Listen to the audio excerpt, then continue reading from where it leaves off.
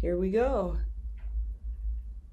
Yeah, so I kind of think we left off with we were coming back this week to talk a little bit about how to do ads, how to create ads, right? Yep. Mhm. And we had a homework assignment of starting to work on our ads. So I know we always have stored data that we can use for that. And Alan is starting to work on how we use leads from the website, the different types of leads, how we work that into Microsoft Dynamics so we can start tracking them through campaigns and Dynamics. Excellent. Great. Okay. Perfect. So let's see, week 2, just to follow up on that, we're going to follow up on our funnels and sort of the content, the Microsoft Dynamics, and then we'll go through some Facebook ads best practices and map the marketing funnel and then write some ads together. And then we can write some ads over the course of the next week and come back together, and next week we'll start to put this into Facebook. We'll build some audiences based on our target personas. So today is pretty laid back in terms of it's mostly a creative day, so it should be pretty fun. Good. And Fantastic. today I hope that you walk away with the power to create propaganda, but that always comes with the use it wisely. Wait. Wow. You're scaring us. And we'll poke around the Facebook interface when we go through that kind of thing. Don't worry about it. You don't have to take a ton of notes because next week we'll get comfortable with that. I just want this week for you to start to see it, start to get a concept for how this stuff fits into the Facebook ecosystem. We just want to know one thing. Will we come away today with enough information to know how to swing the election in November? I hope so. Although we won't go there. I don't know how everybody thinks here. That's why that word propaganda bothered me a little bit. Oh, yeah. It's funny, in digital marketing, they're really reclaiming the word and trying to make it appropriate to use. I still have a little bit of trouble with it, but I like that, they say everything that goes viral makes people feel an emotion. And I think that definitely, it gets me a little scared. So I kind of repurposed that. Yeah, I thought it has a negative connotation to it. It might have had a positive connotation at one time, but Digital, you think is negative now? when I hear the word propaganda, Oh, propaganda. Yeah. Okay. I thought you meant digital media. oh no. Propaganda is a word. It seems to. I don't ever remember it having sort of a positive connotation. It's always Yeah, I think about World War II. yeah. And the Nazis. Yeah. Yeah. Oh yeah, that was. That was the Bugs Bunny cartoons and that. Yeah, that was all propaganda for the war, support the war effort. Yeah. We've hit a new level. Bugs Bunny cartoons. So let's see. Now we're just going to sort of follow up on last week where we're going to on the way that this chart works, it's the predecessor to ads. And each row is a kind of a set of ads that you can kind of at some point lay on top of this marketing funnel with this tofu, mofu, bofu.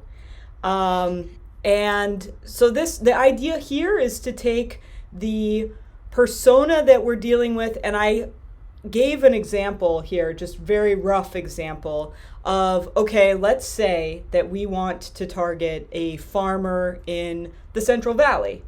And they're unsure about the future of their farm. Maybe they've heard about these new groundwater usage laws, and they don't necessarily know, okay, my groundwater usage is going to be tracked soon, and but I don't trust the government to say the right numbers, but I don't know if I should have my data go to someone else. So I'm just going to go out and I'm just going to install a, water usage meter, and I'm going to have somebody drive out every day and measure it themselves.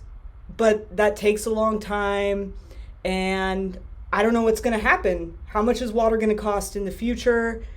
Am I going to have a farm to leave to the next generation, to my kids? So that's kind of where they stand. They're unsure. And so for Jane, maybe they would say, well, we get it. Like, this is scary, but we're on your side. And that's the empathy column. And, well, if you don't trust the government, we don't share our data with anyone if you use Jane logic. And look at these testimonials. We were moving into proof. So this top of funnel would all be the target persona, the pain, and the empathy.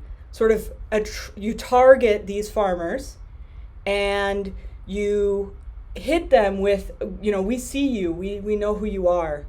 And then once they know who you are and they interact with you with these top of funnel ads, we take them and we retarget them with proof, with, things to really solidify our message.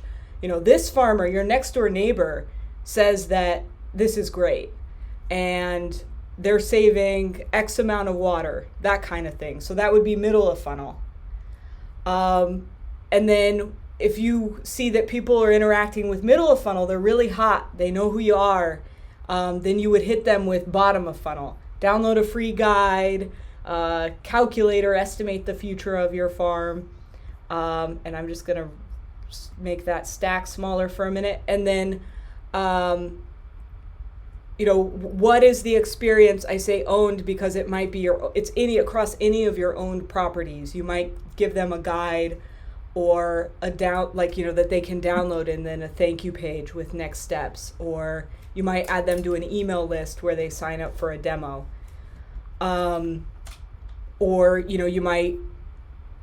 would send them, follow-up emails. So this is sort of we're seeing the funnel work together with the messaging across this column with a single persona.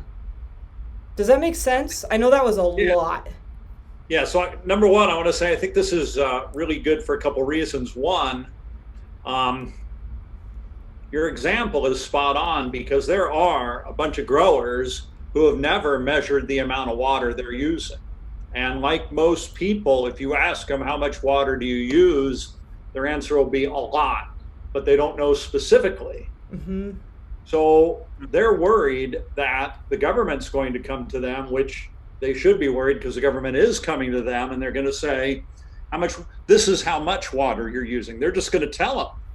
And if they don't have some other way to say, no, I'm using less, or maybe they know they're using more, but if they don't have any way to prove that they're using less than what the government tells them, then they're taking the government's word for it. Yeah. And the government doesn't have a water meter on it. They're using satellite imaging or some other way to figure it out. And the growers won't be happy with this, right? They're not the type of people that really, get along with the government and say, yeah, whatever you say is right. They're a lot more independent than that. So this is as we think about our ads, this is a true reason why people should be using Pulse and Logic and AgriLogix. Yeah. And then, we could do the same thing with a contractor who wants to, get more jobs and handle more workload with less time. So this is why this chart here is why we thought last week about what are the, sort of marketing materials, what's the thing that we want, the message and the funnel that we want to lead these people through. And we have two options. One is we can do this a little bit now, or we could go into the ads and get more familiar with that and then come back around and do this once we understand how ads might look and how the funnel might look. Do you have a preference? So I would say let's look at the ads first, right? Because if we understand how best to build the ads, right, so we don't think they're too complicated or too easy, yep, then it'll be easier to plug in if we can see, what that looks like. Okay. And by all means, if I'm going through I know that we made a big jump here. So especially, if you weren't at the last session. So if this doesn't make sense, if what I'm going through, it's like, oh my gosh, how does that fit onto that chart? Feel free to ask, and also don't worry, because it's sort of one of those things that comes full circle. You have to just kind of bear with it, like learning to skateboard. So, all right, let's go into ads. We're going to start with some best practices. So it doesn't matter what language your ad is in around the world, every Facebook ad has this same structure, with the exception of instant experiences where everything goes onto, one that's more like a landing page in a Facebook ad. So you're probably super familiar with this. This top text is always the promise, and then this part is either an image or a video, and this is in Filipino. It's, do you want to make your family happy in 2015? And then the headline is, what do you do to catch their attention? And then this sub headline, which doesn't always show up if you're dealing with a smaller ad unit, the URL, and then the call to action. So I'm gonna. This is the anatomy of a Facebook ad per Facebook. I mean, we couldn't change this. Right. Yes. Correct. And then here's another example.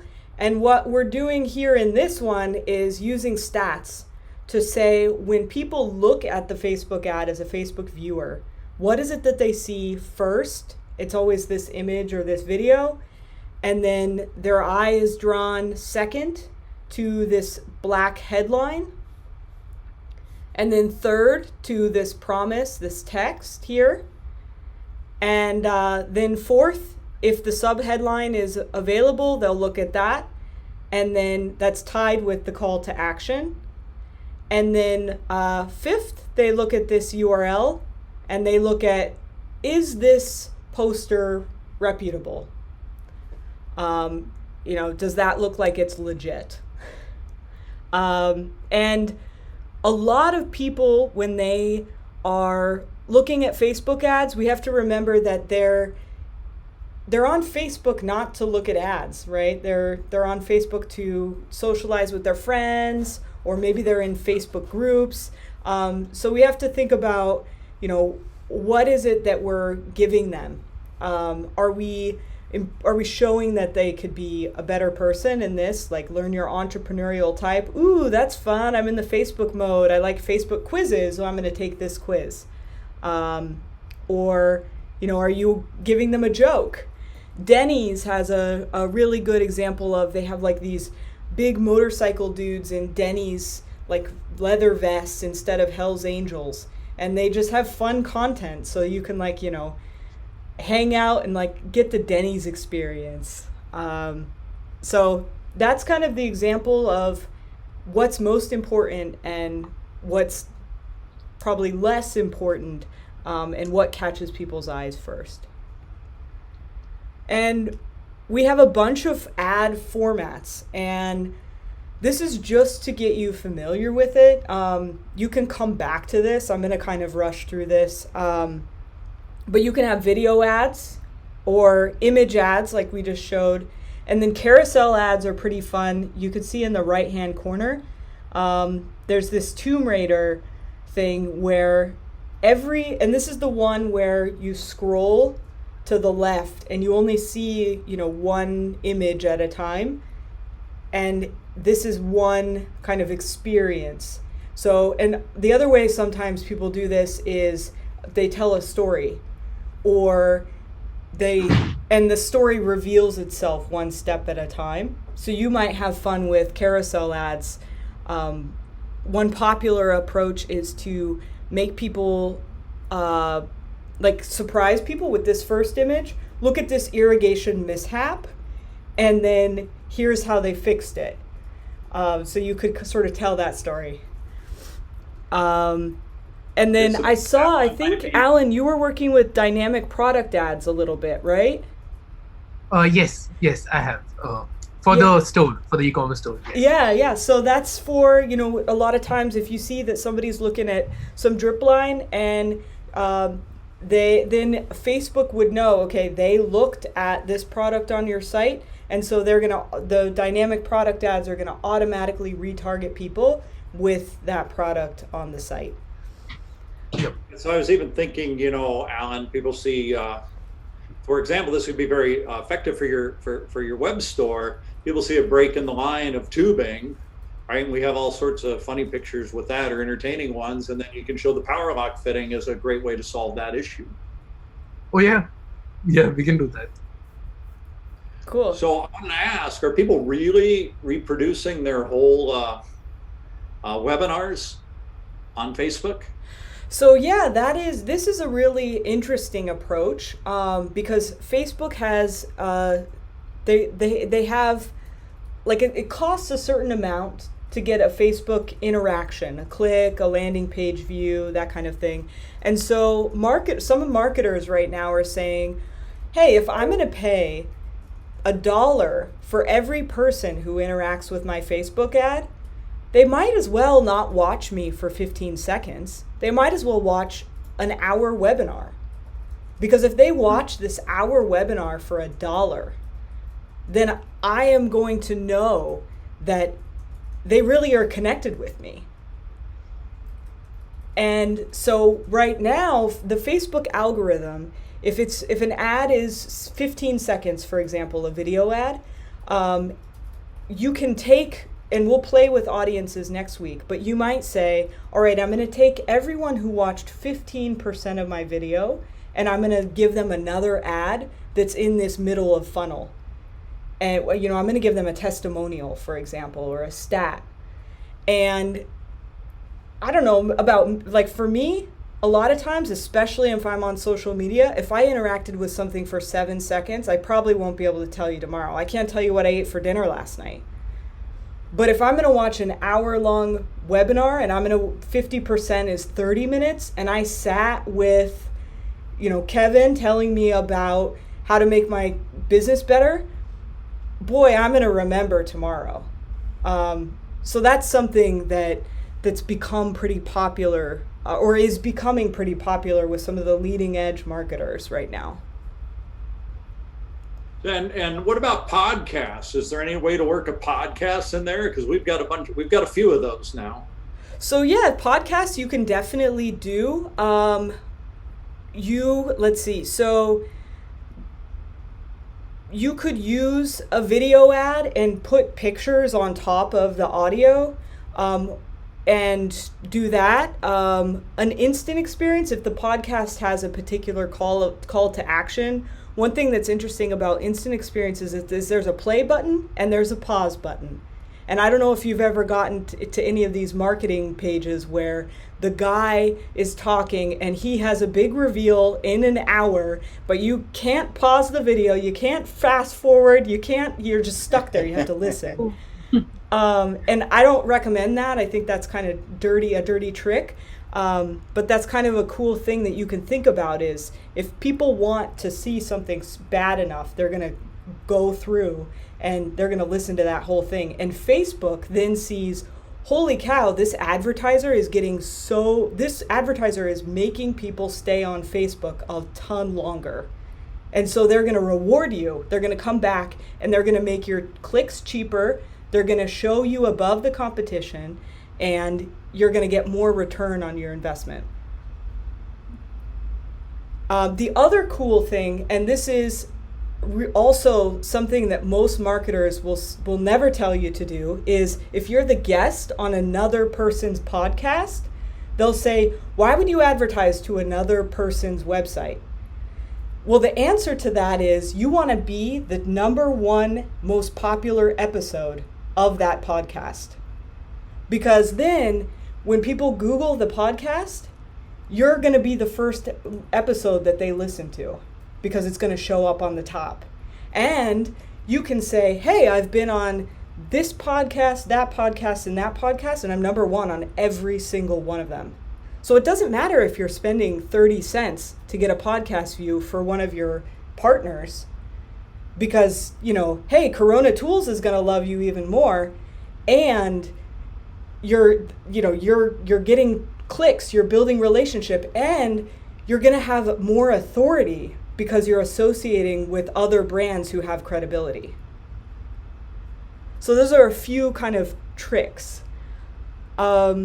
And then the last one is lead form ads, and this is where, and it's an example on the top here, top right. It's a little bit small, but right here they're it's like equipment finance, and so they're showing the ad and they're letting people apply for financing directly in Facebook.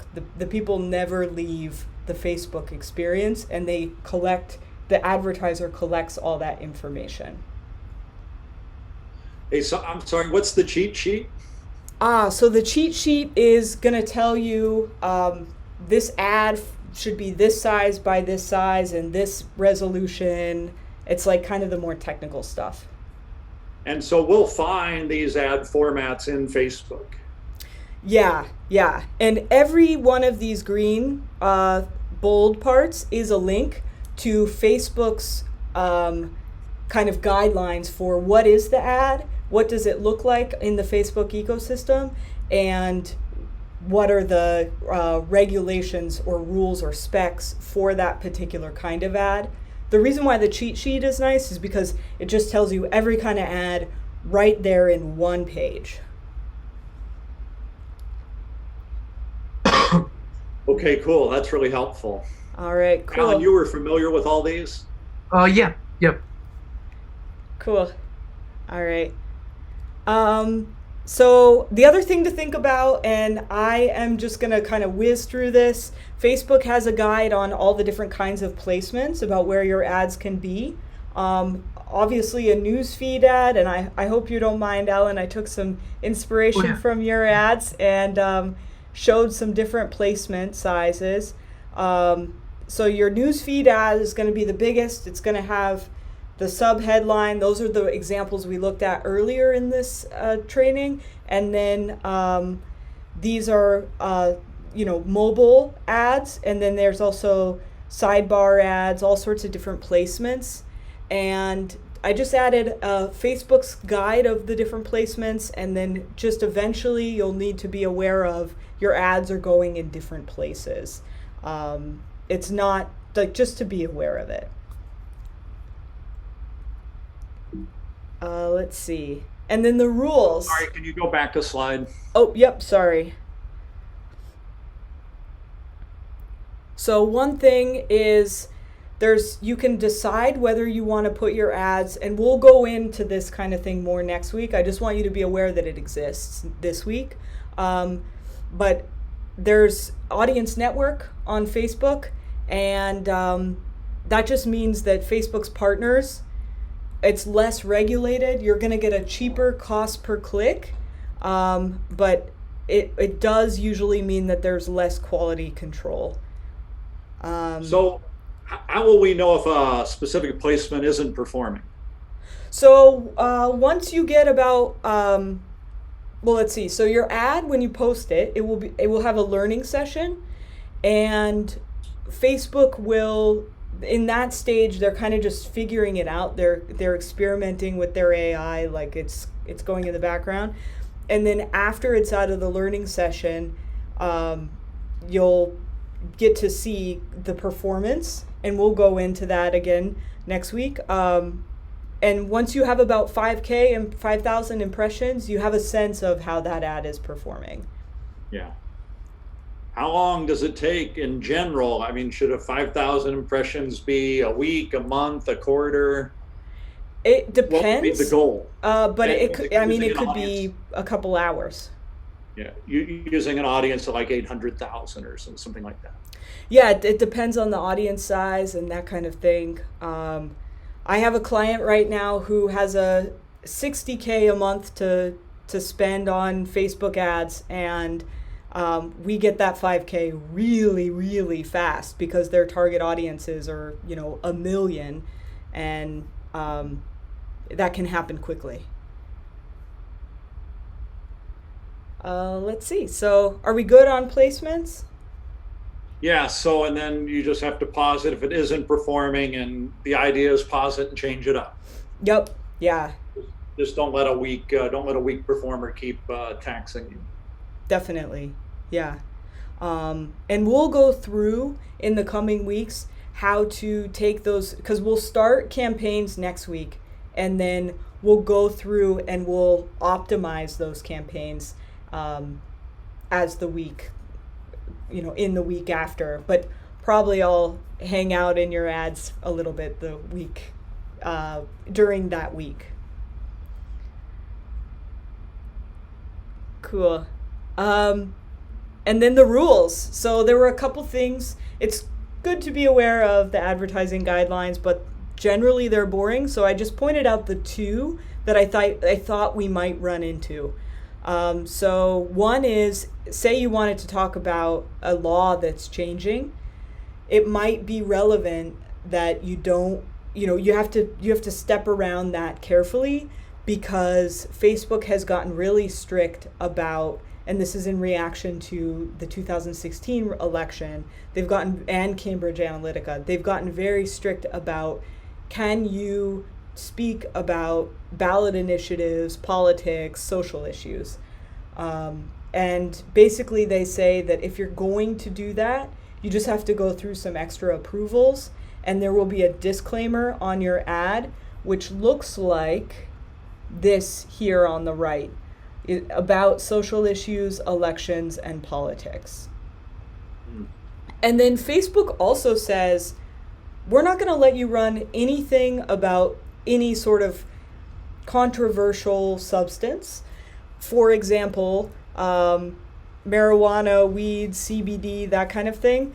But I looked through, and these links will take you to Facebook's own ad library, where you can see actual ads that did run with those topics. And then you see a couple on the right here, which also got approved, and they were running. They're not running anymore. My guess is they ran into some trouble. But it's just something, if you're speaking to indoor growers, you might want to sort of think about how you're positioning that ad. And the way around that is to start targeting people on Facebook with something that growers also like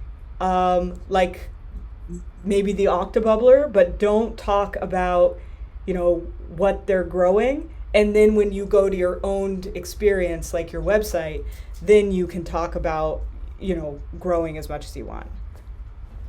Yeah. So Alan, have we run into that issue? I did get authorization from Facebook. I sent them my driver's license, and they sent me a letter 2 weeks later authorizing me for these ads. But they still do ban us from advertising like the groundwater blogs, the groundwater ad blogs. Yeah, we are still banned from doing that. So because of social issues. So, and I really don't know why. We use the word cannabis in any of our Facebook ads or Facebook posting? We did get banned from that as well. That was banned. Yeah. So we just talk about indoor growing when we show like Michael's video of setup. Yeah. That Pure Ohio Wellness, Richard? Yeah. That's kind of like a success story or a testimonial or something. Or that's really about that's a personal story, isn't it? About that gentleman's wife. Yeah. Medical marijuana. Right. It's legal, but I guess it's a social issue. I don't know. Yeah. Facebook didn't watch it till the end. Yeah. One thing, the little bit of a trick is sometimes you can launch an ad with a total budget of $1. And Facebook's algorithm, like Facebook will look at that and they'll say, it's $1, there's no risk, I'm just going to approve it.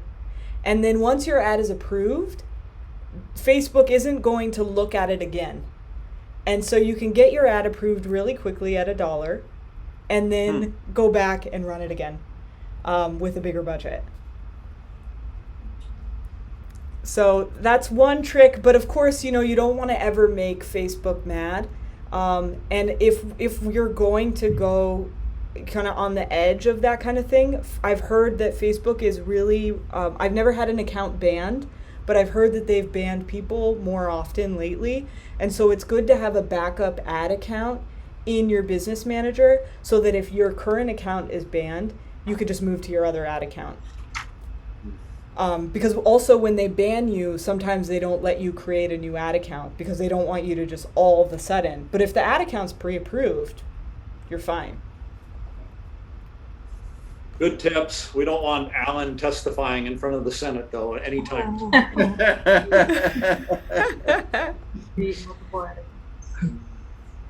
Cool. All right. Let's see. All right, so now we're going to get into the fun part. These are examples. So these are, last week I sort of briefly mentioned that it works if your newsfeed ads stand out from what other people see, or if they look like the other ads in the newsfeed. Like as if, oh, there's my friend. Oh, wait, no, it's not my friend. That's Jane or Agra Valley or whatever. But here's some examples of some standout ads. Of course, this, bright red, it just looks elegant. It's Moo business cards. And, that's a really nice, I think that ad stands out because of the visual. It speaks for itself. It almost doesn't matter what the rest of the ad has. So because of the template here, the document we're using to view, you can't really see what that business card is about. In the Facebook ad, can you see it clearly, or do you have to click on something to really find out? You have to click on something to really find out. Yeah. Very clever. Yeah. And then the Posey rank on the right, what this is doing, they're really poking at your emotions like, oh, I'm so overwhelmed. I hate SEO. And then they're saying, doing SEO right used to be hard. Like there's a little bit of pain relief right there. And then, this sub-headline allows you to create diverse, client-safe, and recurring campaigns. Sort of the value. And then I love this text on the top, now reduced to point and click. Anybody could do that. Doesn't matter, So I think that's a really good ad. And of course, it stands out, the contrast, the bright colors, the red button. So this is a question for the team, right? So I do these all the time, right? I think maybe, Kevin, you did a few from Lauren's examples last week where you sign up for a week or 2 weeks to get your first report to see what it's like. Yep. Right? Mm-hmm. That's right. What about the value? And I can see this for AgriLogix, free 30-day trial. Would that be valuable? And if somebody tried it for 30 days, would a grower be hooked to buy it then the second month? Well, that's a question to what you said earlier, Richard. If they've never dealt with data before, does 30 days let them see the power of data and that they can compare and do something with? Yeah. Right? Or gives them an insight that they never had previously, or they just never considered that they needed to look at their water usage like that before. But now you've given them this insight, Yeah, this HyperView and HyperGrow, you can see your fields. It's emailed to you every 4 to 6 days. You just sit back and start coming in. Gee, I like these. I want to keep going. I'll pay. Versus, I don't know if I want to try it. But anyway, something to think about because that could be a really good Facebook ad. Yeah, I mean, think about in the normal, how that works in the normal sales cycle, Richard. I mean, what does the rep do? Does the rep set them up on a 30-day trial? What's the normal? So you're, in a sense, you would be automating what the sales rep is doing in terms of their own prospecting and qualification. So, right, we'd be capturing data. Right. Yep. And you'd at least as Lauren has sort of outlined here, you'd be doing the legwork, the top of funnel legwork, in that to use a more expensive resource, a sales rep's time, more on unqualified business. Yeah. Tofu. Yeah, I wonder, do they know, like, I wonder if, maybe top of funnel, you have to start with more of the awareness. Why is it that they have to, right. And then you, in the middle of funnel, bottom of funnel, that offer is that, first 30-day ad.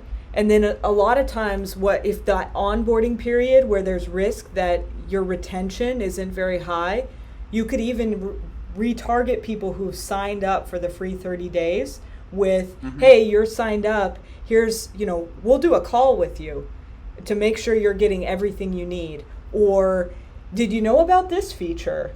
And they see it and then, oh yeah, I forgot. I have only 5 days left. I better go check that out. That kind of thing. We're just trying to smash together the top of funnel and the middle of funnel right there, Lauren. We're just yeah. But no, you're absolutely right. I mean, if you follow that line of logic through, first you got to tell them about something, what it is they don't know that will have value to them if they did know. Yeah. And then want to see what that means to you. Here's the free trial, and then the third part. Yeah, I mean, what do we have to lose? Well, we're getting in the last 6 months 10 people total that bought that. So how do we get them, Richard? With one of these ads that do a Facebook ad, link it to one of our articles, and then 30-day trial sign up for the 30-day trial. Oh no, I'm just historically, how did we get these 10 folks over the last year? The salespeople found them. Okay. Yeah, I would be really interested how the salespeople found them. Were they aware of their pain already, or did the salespeople have to, hey, did you know you have this problem? And if so, what was it that brought them over the line so that they did know they had the problem? Monica, do you have more insight into who's buying AgriLogics? I have no insight on that at all. I haven't heard of anything being bought as far as AgriLogics recently. So I know 3 of the 10 were AgriValley or IDC employees who saw it and said, oh, I want to try that, and they bought it. And then I'm guessing the other 7 were friends of theirs. So that was word of mouth. Yeah. Well, that was, Yeah, and I think that, that when you have something that has word of mouth but low awareness, it already kind of has proof that it works, that it's a good thing. And that's the perfect thing for Facebook ads, because that it has product market fit. Now you just have to figure out how to scale it. Yeah, so I totally think it works. I just I have to be sure that the sign up isn't so cumbersome. It'd be great if they could just sign up right on Facebook and start getting these emails. Yeah. Cool. Okay. All right.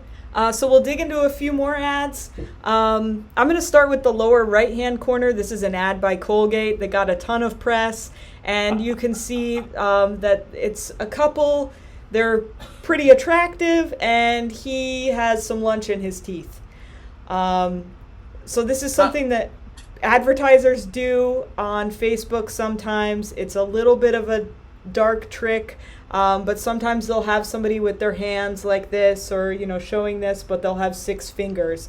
And what the goal of that is to say, oh, and kind of have the viewer lean forward. So it's up to you on how you want to use that, but it has been used. Colgate got a ton of press for the person with stuff in their teeth. So that's one thing you could do with your imagery. But then the other thing is pictures of people do really well, and particularly if they're looking straight at the camera. There's something about that the stats say that if you want a high click-through rate, have a person look at the camera. Women typically perform better than men in this regard. But I gave a really strong example by a man or with a man, because I didn't want to make it seem like, I don't know if you remember GoDaddy's old strategy. They brought like really beautiful women to conferences, and people thought they were a little skeevy. So there's an example. You could do both. And then that is AppSumo right there, right? Yep, AppSumo. Yeah, that's the man. And then Here, and again, I just added this one because I think it does a really nice job. People, when they buy, they always buy on emotions, and then they want logic to support their purchase decision. So it's always good to remember, if you can grab people's emotions here and then reassure them at some point with logic, that's great. And then here's an example of this person. They're happy, they're enjoying their job because they use Hootsuite. And then here, the headline, free 30-day trial, similar to what you were talking about. This is a lot of times you'll see Facebook advertisers try to do trials top of funnel. Or they'll try to do discounts top of funnel. That doesn't work as well because people don't understand the value of your product from the get-go.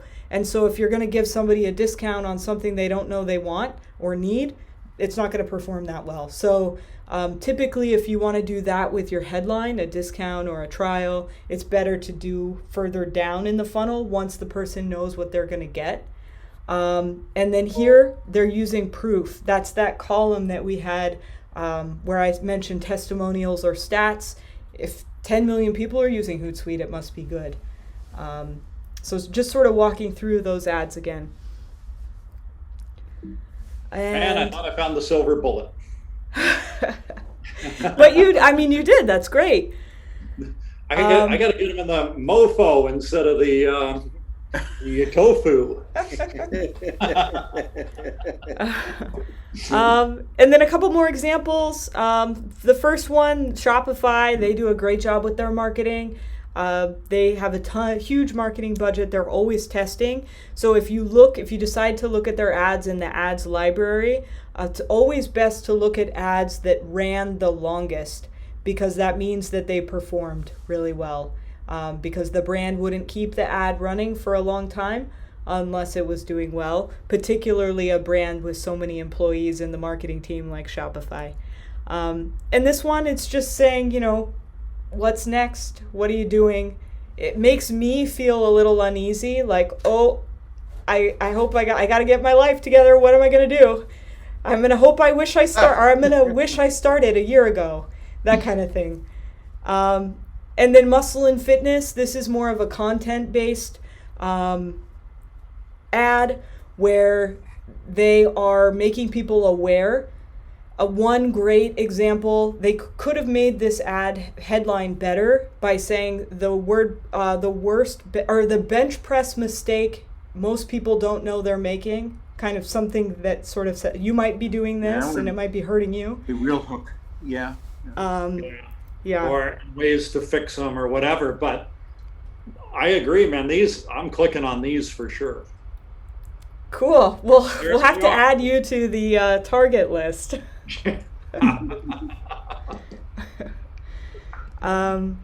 Cool. So then I added a few places where you can get imagery and videos.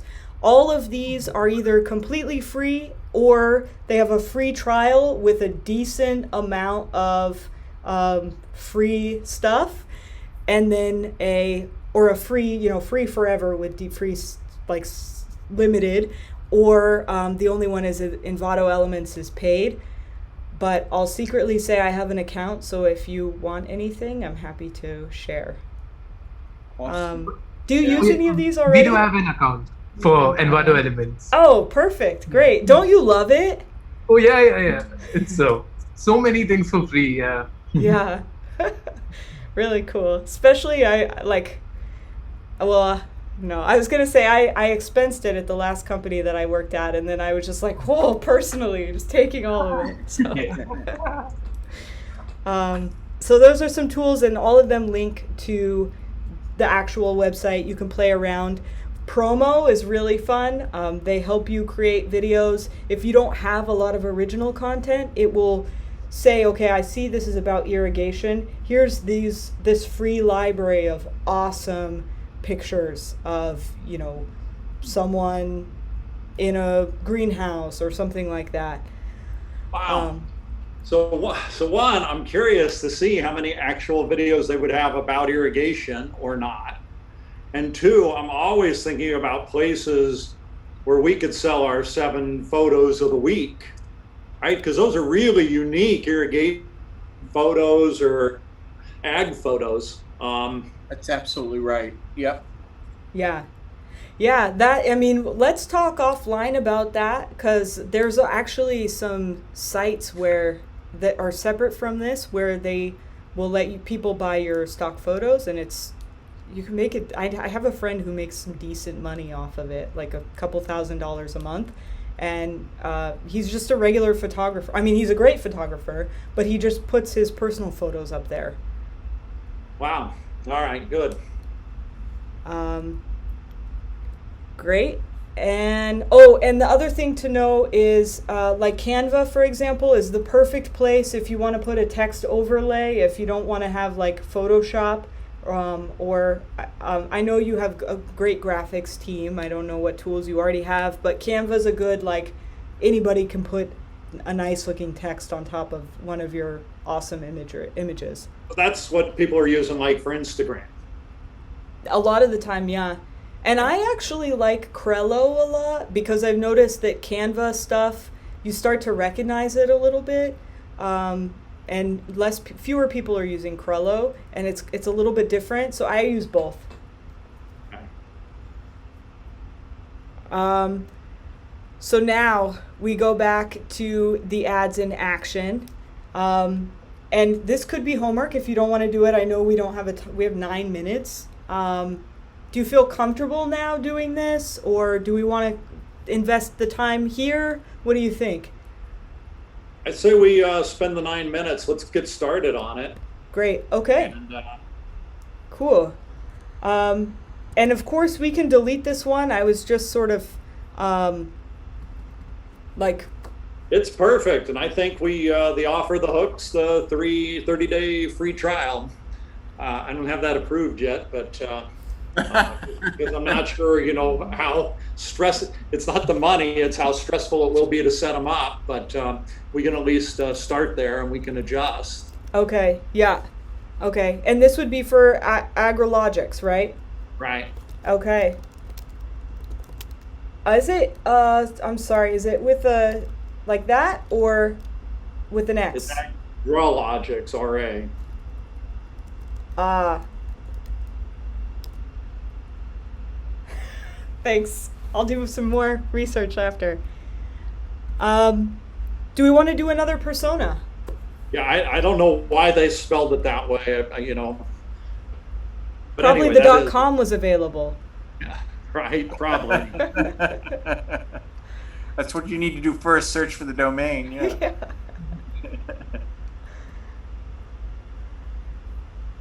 So do we have a different persona that we want to work through? Or do we, that we think we'll have our ads for, any other personas? You want to start one for ET water controllers, Kevin? Please. Okay. Lauren, let's look at landscape contractor. Okay. Great. Okay. All right, Richard. Let's think about this. Yeah.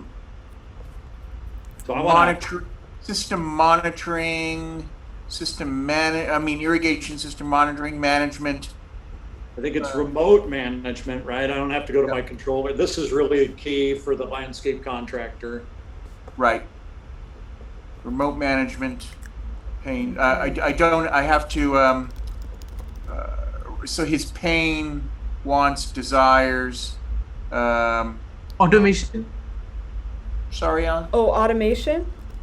Automation. Yeah.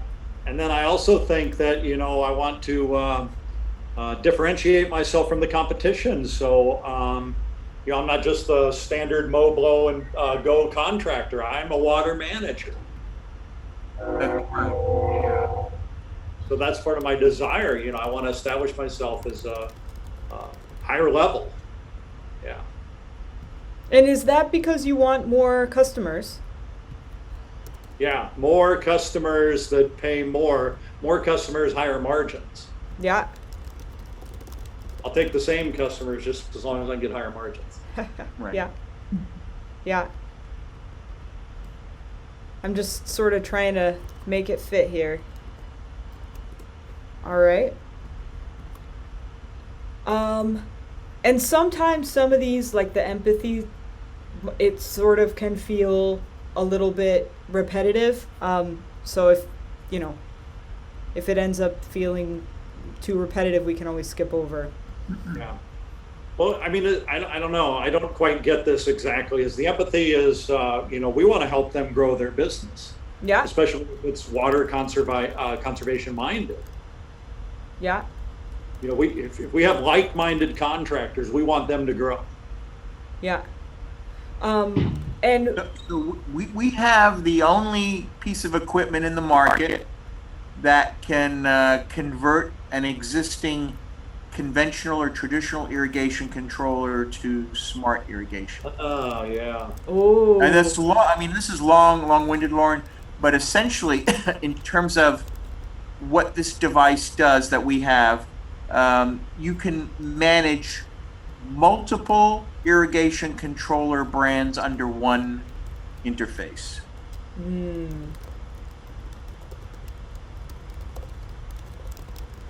And that's where I think that goes to Richard, what he says in empathy, and then what we get to pains and wants and desires is that you can take on more business at your sort of existing size and rate in that, because you have, you know, you're able to remotely manage dozens, if not hundreds of different makes and models of controllers under the one interface. yeah. So now you're teaching your teams to just work with one controller and they can manage them all. Toro, Bird, Hunter, it's all under one ET water controller. Yeah. And you don't always have to go here, but it can be rewarding. Why do they want to do that usually? Is it, you know, is it that this is super tacky, but maybe they want to make their kids proud? Like, do they tend to be dads or mothers? Or, you know, is the end game to eventually, I don't think this is a fit, but is it to get acquired, to sell off? You know, like, what's that deep? Well, they work very, very, very long hours. I mean, they start 4 or 5 in the morning, and they work long into the hours, and then because of probably the number of sites they have to manage or customers they have to manage, they sort of never have enough time. Yeah. So I'm just kind of tacking on to something you said there. It's a personal thing, you know. But I kind of didn't like your emotional tie, right? You know, I'm trying to leave the planet in a better place for my kids. Yes. If we could get that buy-in to our product. There's Richard again with the sustainability angle.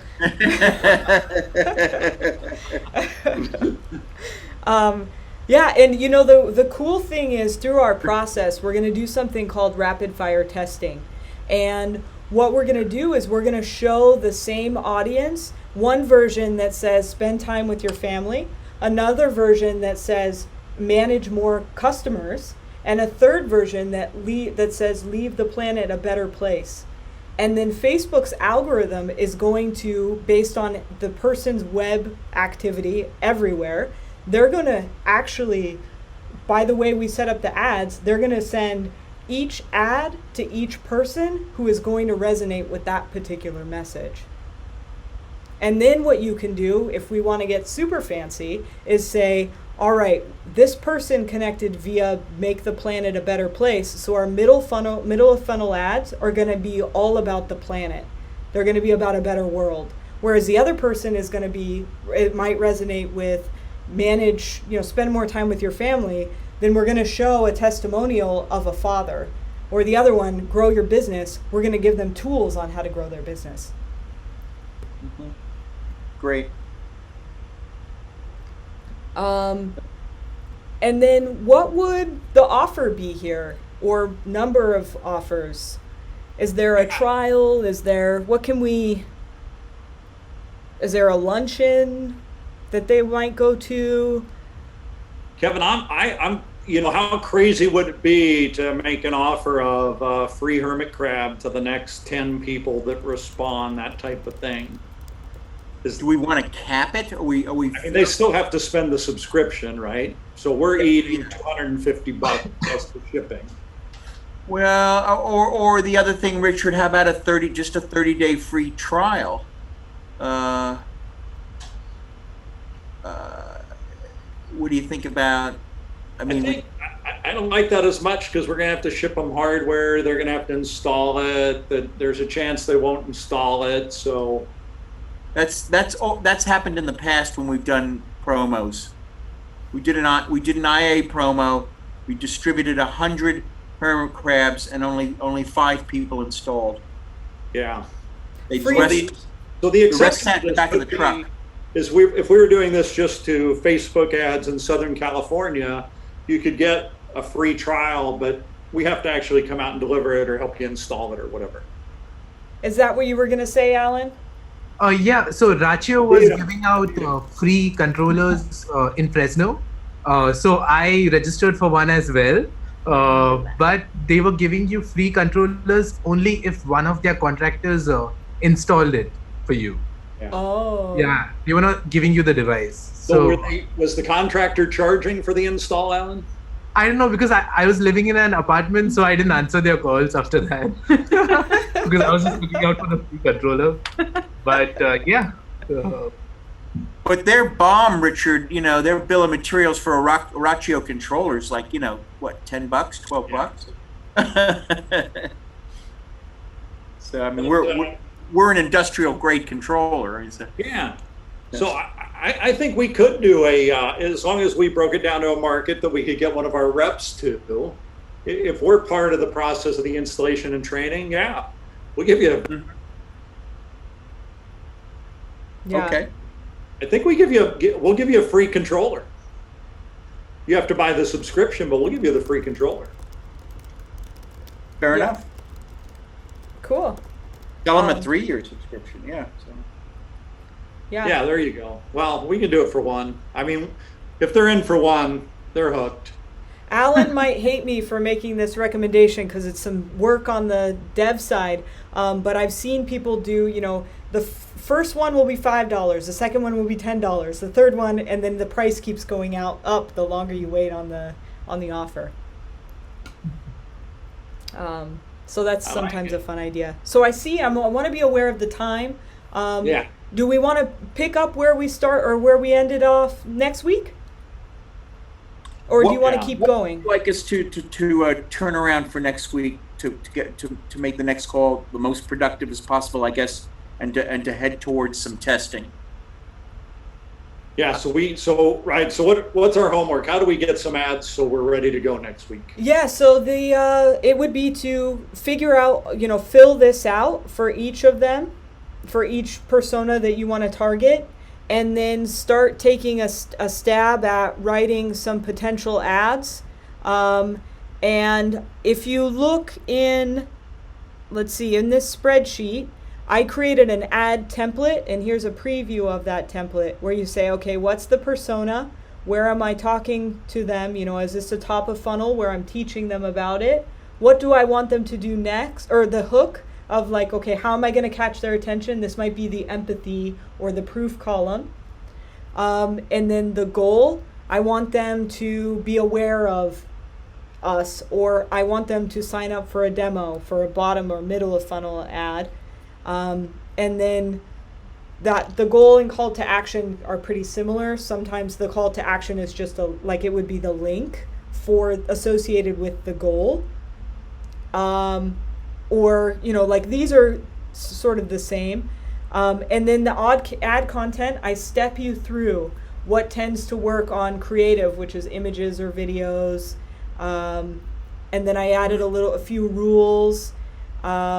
And then I go, okay, what's the headline? It should be 6 words, that kind of thing. So if you're up for taking a stab at ads, then that would be great. But if you want to just end at this funnel or that spreadsheet we started with, that's okay too. Or we could do some back and forth throughout the week. Okay, so we're already, will be Wednesday tomorrow. I will definitely try and turn on the persona spreadsheet, Lauren. Okay, great. I may be able, the way my workflow is this week, to work on Monday some actual getting into the ad template, but I can do more on the persona, finish on that landscape contractor persona we started, Yep. then do another one either for property owner, business owner, or community manager, I think. Okay. And Alan, you can, do you have time to work on the ad for the AgriLogics? Yeah. Uh, I can. Yeah. Okay. And by all means, with either or all or whatever, I'm happy to be available throughout the week. If you're like, oh my God, I got to this ad template and it's not clear, or I have this question, I feel uncomfortable, I'm happy to even just sit with you when we're writing it. And, there, again, it's like, it's just about practicing. There's a really famous media training school, and they make their people write 100 ads a day for 90 days. So it's insane, but they come out as really good media buyers. So don't feel like you can do anything wrong. The worst case that could possibly happen is you write a bad ad and Facebook stops showing it. No big deal. Yeah, and so, and Alan, I'll get, I'll make sure that technically we can do the free 30-day trial and sign up, so we don't get started down that road, and I can help you with this. And then we can ping Lauren for some help too. Cool. Yeah. And next week we'll go through this funnel. We'll go through the ads that you came up with. We might massage them together as a group, and then we'll actually see what it looks like to put this in the actual Facebook manager, and we're good to go. Okay, sorry, one more question though. If we do an ad, should we just use the template in Facebook? So I would actually, to start, I would just put it in a Word doc, a Google Doc. You can make a copy of this, file, make a copy, or you can just write it in a Word doc. Or you can download this as a Word doc, and the link is in the presentation, down on slide number 23. Okay, great. Any other questions, guys? No, this is great. Thank you very much, Lauren. Yeah, Okay. thank you. This Thank is you. really exciting. Thank you. It's really Yeah, so it is. So we're Really informative. chomping at the bit to get going, as you can tell, I am. Yeah. Thanks everybody for your time, Lauren. Thanks, great job in your presentation, and we'll talk to all of you soon. Okay, great. Thank you all, and thanks for your time today. Thanks, Lauren. Thanks, everybody. All right, bye. Bye now.